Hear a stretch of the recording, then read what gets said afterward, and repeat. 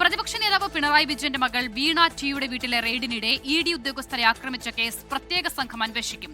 Cantonment ACPയുടെ നേതൃത്വത്തിലുള്ള പ്രത്യേക സംഘമാണ് കേസ് അന്വേഷിക്കുക. ഷഫീദ് റാവുത്തർ തിരുവനന്തപുരത്ത് നിന്നും ചേരുകയാണ്. ഷഫീദ്, ആരൊക്കെയുണ്ട് ഈ സംഘത്തിൽ? വിശദവിവരങ്ങൾ എങ്ങനെ?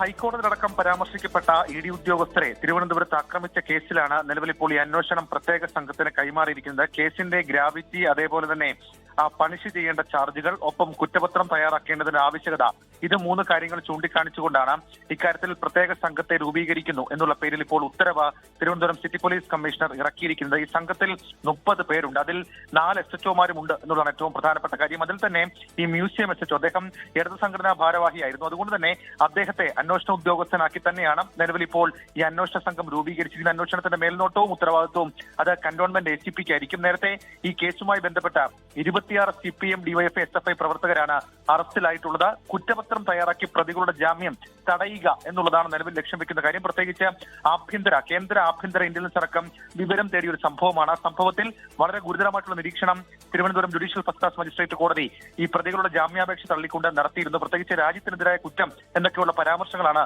നടത്തിയത്. ഈ സാഹചര്യത്തിൽ കൂടിയാണ് കേസിന്റെ ഗൗരവം പരിഗണിച്ചുകൊണ്ട് 30 അംഗ സംഘം, പ്രത്യേക സംഘത്തെ നിലവിൽ ഇപ്പോൾ തീരുമാനിച്ചിരിക്കുന്നത്. ആസിദ, ശരി, ഷഫീദ് റാവുത്തറാണ് വിവരങ്ങൾ നൽകിയത്.